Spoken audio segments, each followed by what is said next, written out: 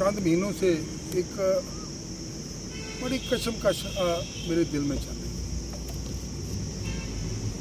Public ने vote देकर इस काबिल बनाया कि आज मैं विधायक के तौर पर लोगों के बीच में हूँ, सरकार में हूँ और लोगों की बहुत सारी अपेक्षा हैं। और अपेक्षा भी मैं ये कहूँगा कि कोई बहुत सारी हाई प्रोफाइल को अपेक्षा नहीं है। जो एक सामान्य ढंग से बात की जाए, जो छोटी छोटी बातें होती हैं उसमें भी कई बार इतनी परेशानी आती है और ये सोचने पर आदमी मजबूर हो जाता है कि आखिरकार ये सरकार जो है, ये जो एडमिनिस्ट्रेटिव मशीनरी है, चाहे वो सिविल मशीनरी है चाहे पुलिस मशीनरी है, सरकार जो है नेशनल कॉन्फ्रेंस की सरकार है। जिस प्रकार से इन्होंने लोगों के साथ वायदे किए थे, लोकतंत्र का तकाजा है, जिसके साथ मेजॉरिटी उसकी सरकार बनी होती है। सरकार बनी और तब से लेकर आज तक जो एक देखते आए हैं उसमें एक बहुत बार ऐसा महसूस होता है कि हम क्या कर रहे हो, क्या कुछ कर सकते हैं। और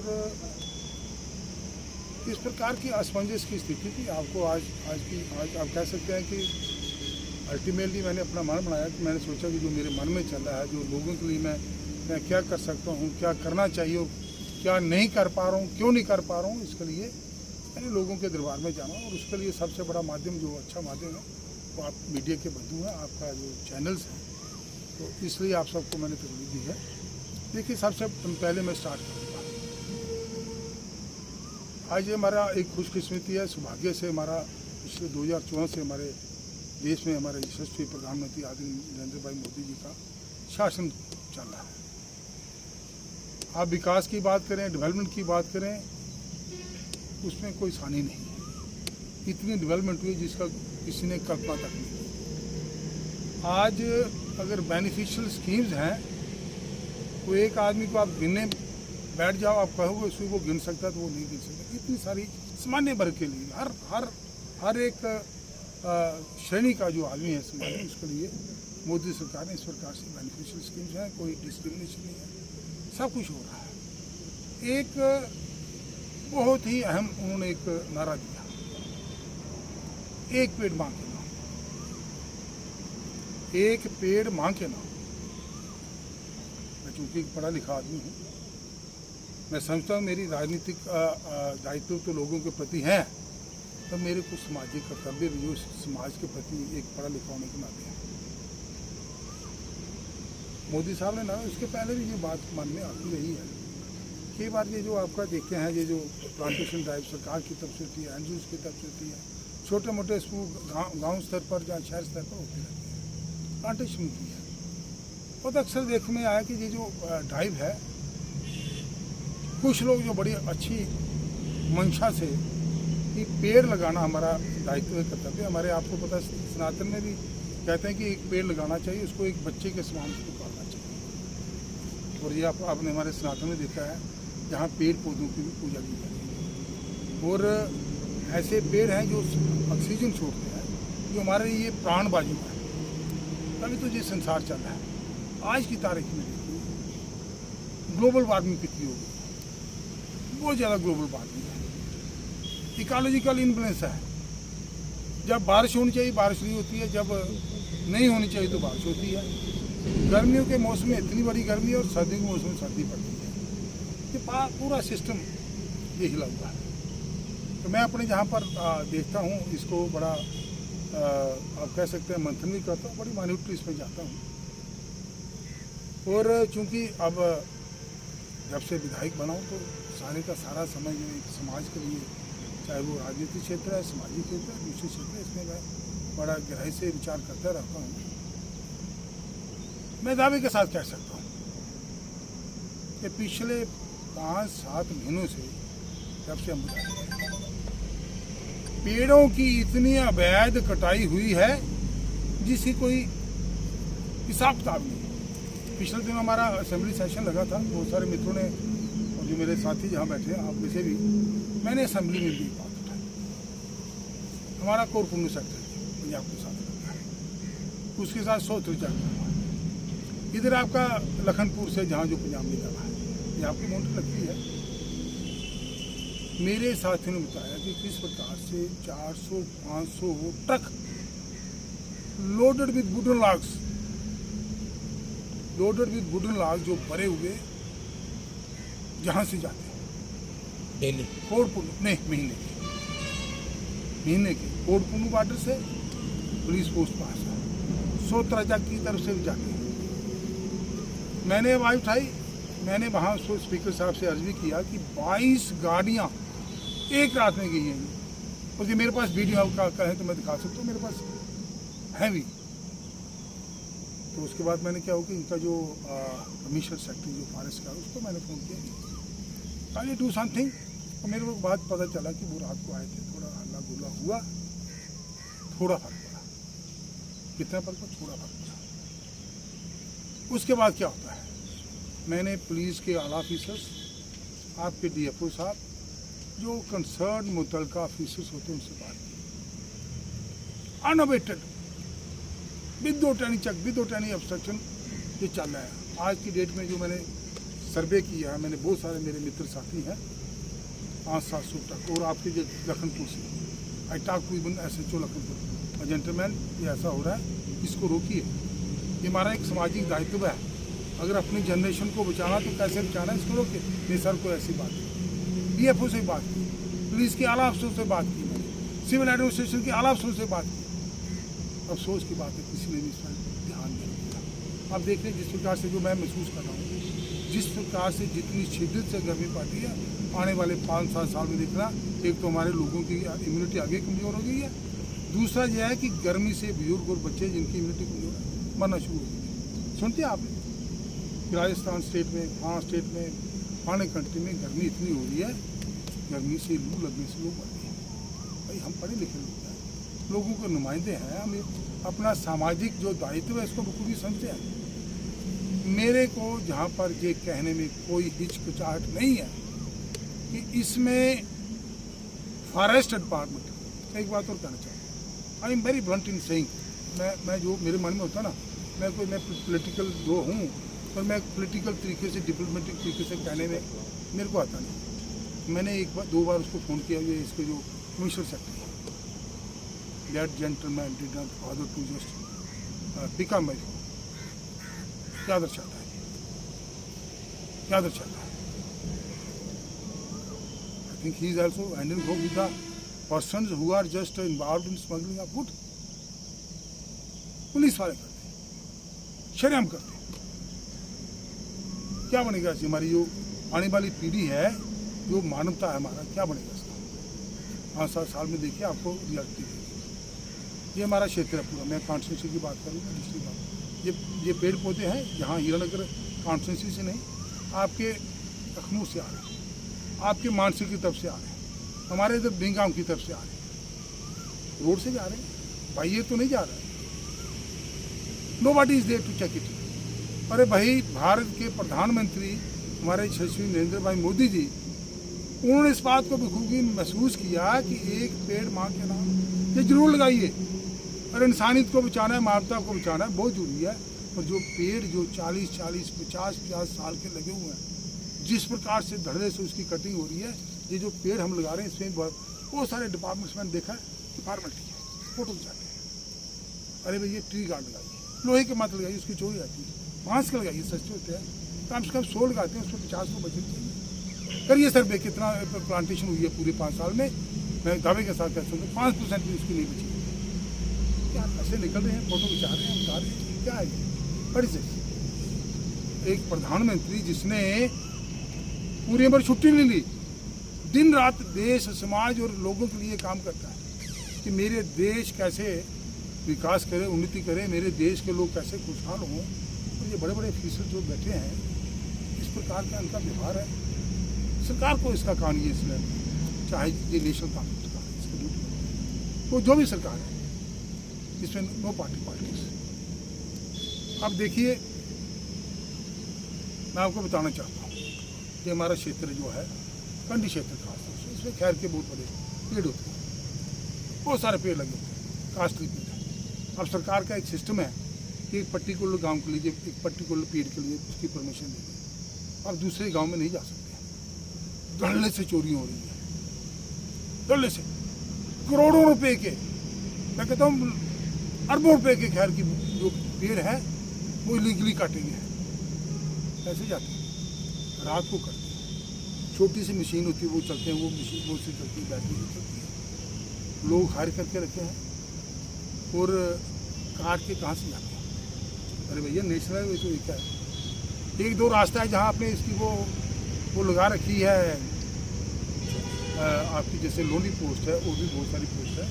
कैसे जाते, कैसे इसकी smell? Police is very much involve, I would say rather, whosoever is posted in my district, कोई भी हो, मैंने उनको नोटिस में लाया, मैं बार बार देखा।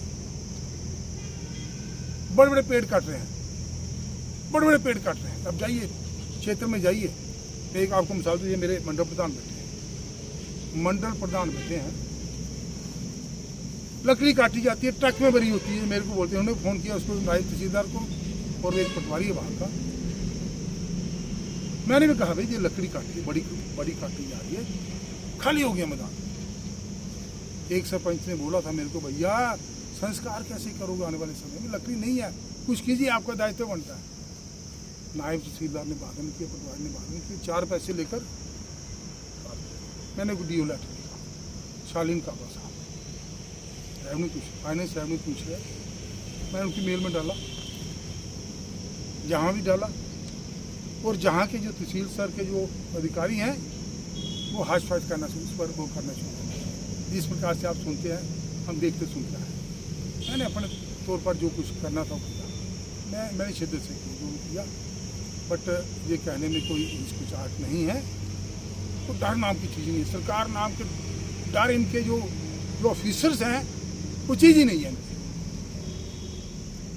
क्या देखते हैं, ब्यूरोक्रेसी जो है वो हावी है, चुने हुए नुमाइंदों को कुछ नहीं समझ रही, अपनी ही लय में जो है वो खुद को बड़े मानकर, पावरफुल मानकर अब हमारे जो संसाधन हैं उन्हें बर्बाद करने में, उजाड़ने में लगी है। देखिए ब्यूरोक्रेसी कितनी हावी है। आप एक विधायक आज आपके सामने किस प्रकार से बातें कर रहे हैं, ये मेरे साथी आपके सामने बैठे हैं, और ब्यूरोक्रेसी जो एक छोटा सा मुलाजिम वो भी करवाने लगा है। करप्शन की कोई इंतहा नहीं है, बिना पैसे काम नहीं होता है। ये मैं एक बात और आपके यहाँ I will put it on record, Chand officer और चंद एम्प्लॉइज ईमानदार भी हैं, आज ईमानदार लोग हैं, ये नहीं है कि सारे चोर हो गए, ईमानदार हैं, जिनके बलबूते ये हुआ है, ये सरकार चल रही है, ये संसार चल रहा है। पर मेजॉरिटी जो है इनकी, मेजॉरिटी दे आर करप्ट, किसी का भी बात नहीं करते हैं। आप देखिए ये खैर की लकड़ी का बोला, चोरियाँ कितनी होती हैं आप बताइए मेरे को। ये मेरा प्रधान है, बहुत सारे बॉर्डर के लोगों से मेरा वाबस्ता रहता है, जहाँ मोटरसाइकिल चोरी होते हैं, जब मोटरसाइकिल वाला रिपोर्ट कराने जाता है, क्यों खड़ा किया, किसको पूछकर खड़ा किया, उसको ऐसे ही सवाल पूछा जाता है जैसे कुछ।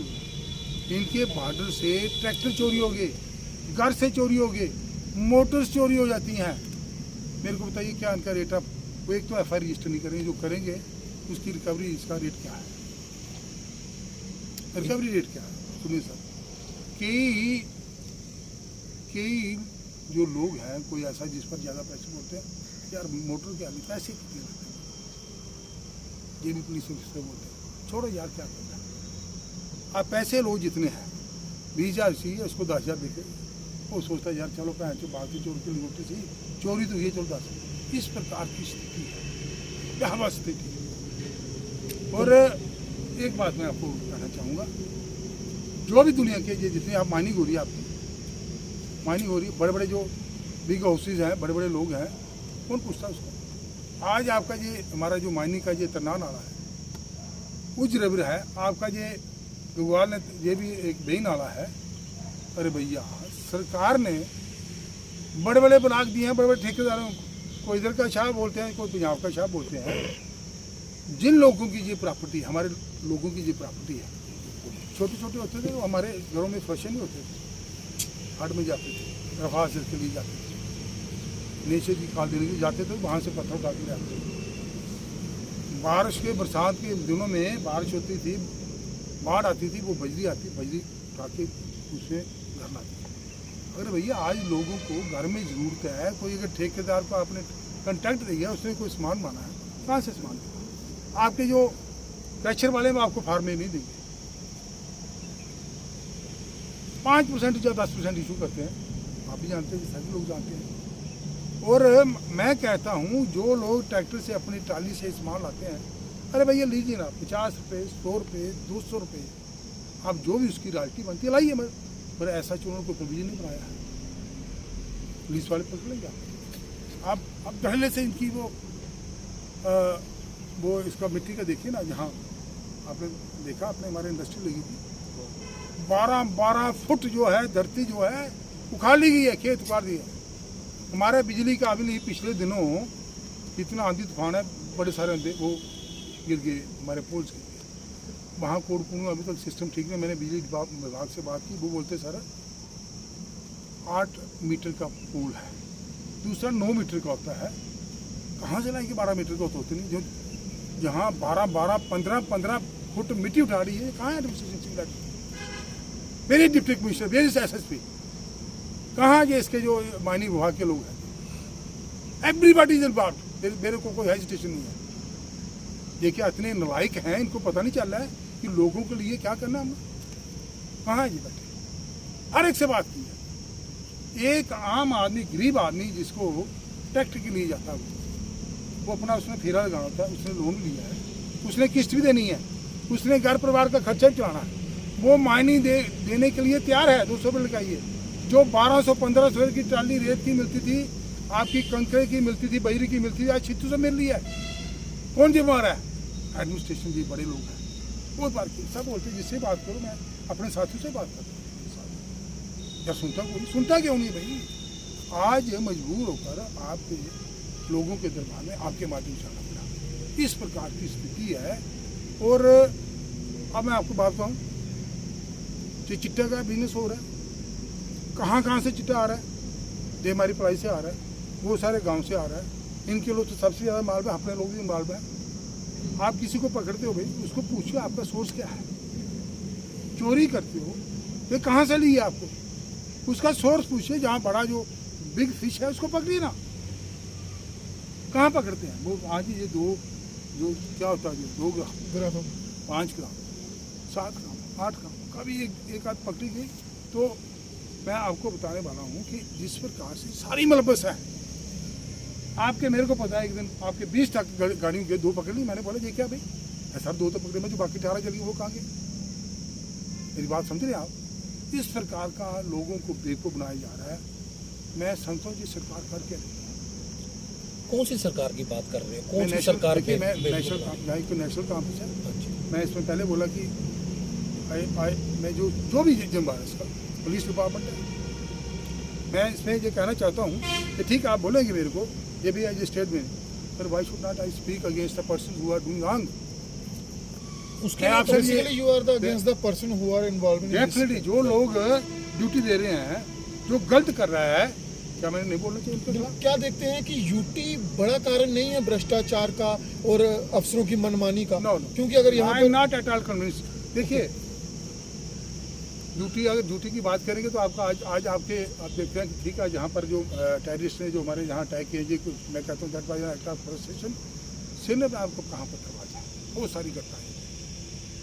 ड्यूटी इसमें आप बोलेंगे ये मैं बोलूँगा इसमें है। मैं समझता हूँ ड्यूटी बनने के बाद मैं कहता हूँ जो आदमी जो गलत कर रहा है उसको कौन नहीं पाएगा। जितने भी ऑफिसर्स यहाँ पे लगाए जा रहे हैं वो दिल्ली से लगाए जा रहे हैं। क्या दिल्ली वालों को ये बात समझ नहीं आ रही कि यहाँ पे जो ऑफिसर, जैसे आप बोल रहे हैं, आप एक MLA हैं, अपनी कॉन्स्टिट्यूंसी के, और आपको दिक्कत इतनी आ रही है, क्या सरकार से बात करके या जो दिल्ली वाले उनको यहाँ पे अपॉइंट करते हैं? हमने ये भी देखा यहाँ पे बड़े बड़े पैकेज आ रहे हैं, किसी की वाइफ आ रही है, DC आ रहा है, उसके रिश्तेदार घर वाले यहाँ पे लगाए जा रहे हैं, कई चीज़ें ऐसी हो रही हैं। क्या आप MLA होके आप ऊपर बात नहीं कर सकते कि भाई ऐसे लोगों को लाया जाए? जो ये सारा सिस्टम जो है, ये ताना बाना जो आप कह रहे हैं कि यहाँ पे करप्शन हो रही है, यहाँ पे ऑफिसर्स काम नहीं कर रहे, उनके ऊपर नकेल कसी जाए, देखिए- कोई ऐसे ईमानदार ऑफिसर्स को लाया जाए। मैंने पहले आपसे बात की है, I am not so high profile आदमी। मैंने जहाँ बात करनी वहाँ बात की है और आपको बड़ी स्पष्टता से बात कर रहा हूँ कि जो भी आदमी गलत कर रहा है ही मस्ट बी पनिश्ड। मैं लोगों के डोमेन में ला रहा हूँ, जनता जनार्दन से ऊपर कोई नहीं होता। पनिश्ड कौन करेगा? सरकार those who are sitting, those who are responsible, they will definitely take the action। एक आवाज़ पैदा होगी। मैं कहता हूँ I am the first MLA, try to recognize that thing, try to recognize that thing कि मैं जो कह रहा हूँ मेरे ख्याल किसी MLA ने आज तक नहीं किया। मैं फील कर रहा हूँ मेरे लोग जो हैं जिनके प्रति मेरा एक दायित्व बन रहा है कि मैंने उनकी आवाज़ उठानी चाहिए, वो उठा रहा हूँ। विजय जी, जिन मुद्दों को आपने उठाया जग जाहिर है। एक बात मैं थोड़ा आपकी बात काट रहा हूँ। देखिए एक बात क्या होता है पुलिस की, मैं 37 साल वकालत की है, मैं पुलिस की फंक्शनिंग जानता हूँ, किस प्रकार से लोगों से बिहेव करते हैं। एक मोटरसाइकिल, आजकल आप अपने मोबाइल में अपने डॉक्यूमेंट सर्च करते हैं, जब ये मोटरसाइकिल पकड़ते हैं उससे बात नहीं करते हैं, वो बोलते हैं यार ओरिजिनल दिखाओ। जब मैं भी बात करता हूँ, मैं I won't name them, mostly जो पुलिस ऑफिसर्स हैं जो जहाँ जहाँ पॉइंट बोलते हैं ऊपर से प्रेशर है, एक वो टारगेट पूरा करना है। करिए ना टारगेट पूरा भैया, ये बॉइंट्स वाली बात बंद कीजिए, चिट्टा बंद कीजिए, ये चोरियाँ हो रही हैं, इसकी जो पेड़ काटे जा रहे हैं, जो भाई ये नहीं जा रहे हैं, उसको बंद कीजिए। आपका जो ट्रांसफार्मर्स लगे हैं उसका आए दिन इसका तेल चोरी होता है, उसको बंद कीजिए। आपकी चोरियाँ इतनी हो रही हैं, कितनी रिकवर की हैं भैया? मैं सवाल कर रहा था सर, जो मुद्दे आपने बताए गिनवाए जग जाहिर है, ज्वलित मुद्दे हैं, काफ़ी बर्निंग इशू है। क्या देखते हैं आपके बाद भी क्या जनप्रतिनिधि, लोगों के चुने हुए प्रतिनिधि इन मुद्दों पर बात करेंगे? क्या जो आज के बाद ब्लॉक दिवस होंगे, क्या वो अधिकारी इन मुद्दों को सेटल करने का काम ब्लॉक लेवल पर, तहसील लेवल पर, जिला लेवल पर करेंगे? और अगर ना करेंगे उसके बाद आपकी रणनीति क्या है? देखिए एक बात तो ये, कोई क्या करेगा क्या नहीं करेगा उसके बारे में कुछ नहीं कह सकता हूँ। ये जो विभाग के अधिकारी हैं वो उनका क्या रिस्पांस आएगा अभी तक मैं क्या कह नहीं सकता। उसका रिस्पांस जब आएगा, मेरे साथियों का कोई रिस्पांस आएगा, उसके बाद मैं अपनी स्ट्रेटजी बनाऊंगा उस ढंग से भी। जो मेरी कॉन्शियस कहेगी मैं अपनी कॉन्शियस के हिसाब से करता हूँ कि ठीक है, एक डिसिप्लिन जो रहता है उसमें भी, इसमें एक बैलेंस मेंटेन करना, उसमें चलना है। और उसमें मैंने जो मेरे को लगा ये गलत हो रहा है, जहाँ मैं अपने आप को हेल्पलेस महसूस करूँ, जहाँ मैंने बात करनी वहाँ बात करूँगा। तो मैं सबसे बड़ी जो आप पत्रकार बंधु, ये इसका चौथा स्तंभ है डेमोक्रेसी का। तो मैं समझता हूँ कि आपके माध्यम से लोगों तक जाना सबसे बड़ा माध्यम है। लेकिन एक और बड़ी बात है ना कि एक चुने हुए जनप्रतिनिधि इन मुद्दों को उठा रहे हैं, क्योंकि आम लोगों की सुनवाई नहीं है, तभी आपके माध्यम से इन मुद्दों को जो है वो पब्लिक डोमेन में डाला गया। तो क्या वही नेक्स्ट कोर्स ऑफ एक्शन क्या रहने वाला अगर ना सुनवाई हो? जिस तरह से कहा कि आपने दरबार में डाल दी, मैं जाऊँगा जहाँ जहाँ अपने आंदोलन की तरफ जा सकेंगे। मैं लोगों के दरबार में जाऊंगा, लोगों से बात करूंगा, उनके साथ जो भी उनकी जो जिस प्रकार का जो एटीट्यूड रहेगा, रिस्पॉन्ड रहेगा, उसकी स्ट्रेटजी बनाकर आगे चलेंगे। सस्टेनेबल डेवलपमेंट के नाम पर जीरो प्रोग्रेस कठुआ जिला में हुई है। लगभग इंडस्ट्रियल पैकेज का 75 to 80% टोटली एग्जॉस्ट सिर्फ कठुआ जिला में किया गया है। कोई नॉर्म्स फॉलो नहीं हुए पेड़ों की कटाई में, चाहे वो इंडस्ट्रियल पॉलिसी थी। एक कंपनी यहाँ पर हाईवे बना रही है, विकास के नाम पर हज़ारों कनाल पहाड़ काट दिए गए और वही मलबा यहाँ फिलिंग के लिए डाला गया। क्या देखते हैं revenue officials, NGT national green tribunal और जितने भी इकोलॉजी एनवायरनमेंट के विभाग हैं, ये क्यों नहीं जागते? जो तब जागेंगे जब कोई बड़ी विपदा या कोई आपदा आ जाएगी। देखिए मैं आपको एक बात बताऊँ, जैसा आपने ये प्रश्न किया है, ये डींगा हमारा ये जो बेल्ट पड़ी है जी, इस तरह बड़े बड़े पहाड़ थे, मिट्टी के पहाड़ थे, उनको काट कर पूरा प्लेन कर दिया गया है। आप कंसर्न डिपार्टमेंट के साथ बात करेंगे, आपको कोई जवाब नहीं देगा। आप एक ट्राली उठा कर देखिए, अभी आपको पता होगा पिछले साल पहले, कुछ साल पहले जब 3 आदमी मारे गए, वो ट्रैक्टर से मिट्टी, वो उनका रेत चाहिए होगी, एकदम बाढ़ आ गई वो। जी बिल्कुल, इस प्रकार की स्थितियाँ बनी है और ये बहुत ही बुरी बात है। ये आपका मैं दानशरी मैं कहाँ गया था, उन्होंने बुलाया, मैं उस फंक्शन में गया, मैंने सोचा मेरा दायित्व है, मेरी कॉन्स्टिट्यूंसी में ये कार्यक्रम हो रहा है, मेरे लोगों को इसमें एम्प्लॉयमेंट बनेगी, अच्छा काम होगा, उनकी मदद भी करेंगे जहाँ तक। मैं आपको मैंने पहले जो जिसका वो वीरेंद्र सिंह डीएमओ रहे हैं, मैंने बोला कि क्या है वो 4 लाख मीट्रिक टन मिट्टी पड़ी है, परमिशन कितनी है? क्या आपकी एडमिनिस्ट्रेशन को आ रही है? सरकारी ज़मीन से रास्ते बनाए जा रहे हैं, मैंने बात की है, तो बहुत सारी बातें हैं। सर एक सवाल रहेगा, जैसे आपने कहा है कि जम्मू कश्मीर में जब से सरकार बनी है तो ये सारी चीज़ें जो हैं उजागर हुई हैं। इससे पहले भी यहाँ पर जब यूटी थी, गवर्नर का यहाँ पे राज था, तो उस दौरान भी इस तरह के इलीगल माइनिंग और पेड़ों की कटाई हुआ करती थी। तो क्या देखते हैं तब? देखिए एक बात मैं इसमें कहने में कोई हिचकिचाहट नहीं है, ये जो 2 नंबर के काम पहले ही होते हैं, और जितनी शिद्दत से पिछले 5-7 महीनों में ये अवैध पेड़ों की कटाई है वो नहीं हुई है। हाँ, इसका जो माइनिंग का कहेंगे वो चलता है। 7 साल से माइनिंग बंद है, फिर भी दरिया जो है पूरे खाली कर दिए। पूरे खाली 20-20 फुट, 30-30, 40-40 फुट नीचे चले गए। मैंने आपसे सबसे पहले ये जनता के दरबार में जनता को जगाने के लिए बहुत सारे लोग बैठे हैं, और इतनी दुनिया जिनको पता नहीं है कि ये उसको ये सब कुछ हो रहा है। और मैं एक बात और सबसे बड़ा मुद्दा आपको बताऊं, बिजली के कंसर्न। कश्मीर में ठंड होती है, चिल्ले कहाँ होता है, 40 दिन का पीट पॉइंट कितना होता है। सरकार की तरफ से एक स्पेशल पैकेज किसी भी सूट में जितनी बिजली महत्व है, ठीक भी है, ठंड में कौन रह सकता है, हमारे भाई हैं, सरकार का फर्ज बनता है। अब इतनी शिद्दत से गर्मी हमारे इलाके में पड़ रही है, क्या ये सरकार का दायित्व नहीं है? मैं आपको बताऊं, मैं पिछले 1.5-2 महीने के जो पीरियड था उसमें मैं कमिश्नर सेक्रेटरी से 4 बार मिला, इनका जो MD उससे मिला। मेरे यहाँ 25 किलोमीटर कंडक्टर्स तार वो सैंक्शन हुई है, 5 ट्रांसफार्मर सैंक्शन हुए हैं, और बाकी वो सामान भी इसमें पोल्स वगैरह सैंक्शन हुए हैं। अब क्या देखें, आज तक मेरे ख्याल में 1-2 वो आना था, वो भी नहीं आया। 24 तारीख पिछले महीने की MD ने लेटर लिखा, चीफ इंजीनियर को सामान दीजिए। मैंने उससे मैं एक बार मिला भी, 1-2 बार बात की, उसने अभी तक सामान नहीं दिया। कहाँ भेजा? मैंने भेजा कि आपको कहाँ भेजा? इससे आपके एग्जीक्यूटिव इंजीनियर से बात करो, इसका कोई इतना कोई पॉजिटिव एटीट्यूड है नहीं। मैं कहता हूँ लोग इतने परेशान हैं, MD ने ऑर्डर कर दिया, कमिश्नर सेक्रेटरी ने MD को बोला, MD ने उसको चिट्ठी लिखी है, हमारे पास चिट्ठी भी है, वो पूछता हूँ कोई जवाब नहीं। इस प्रकार की स्थिति है, जहाँ क्यों नहीं पैकेज है। अब जहाँ समर आ रही थी, समर प्रिपेयर्डनेस होती है, सरकार का दायित्व बनता है, कहाँ प्रिपेयर्डनेस है? आप महाराज जी मेरा आप देखते हैं जो बॉर्डर का क्षेत्र है, जहाँ पैडी क्रॉप लगती है, लोगों ने पनीर सूख गई है, वो उनके खंबे पोल टूटियाँ नहीं लगे हैं। अच्छा, पानी कहाँ से, जब पैडी कैसे उसको क्रॉप को कैसे लगा? ऐसा क्या है कि आप लोगों की सुनवाई नहीं हो रही और कश्मीर वालों की सुनवाई होती है? देखिए जो भी है, मैंने जो महसूस यहाँ पर किया वो आपके सामने बात करी है। एक आखिरी सवाल आपसे रहेगा, जो आपने महसूस किया, जो आपको लगा, वो आपने पब्लिक डोमेन में रखा। ठीक आपकी ही तरह मुख्यमंत्री उमर अब्दुल्ला ने भी यही कहा है कि जितने भी अफसर लोग हैं जिनसे मैंने काम लेना है वो मेरी सुनते तक नहीं है।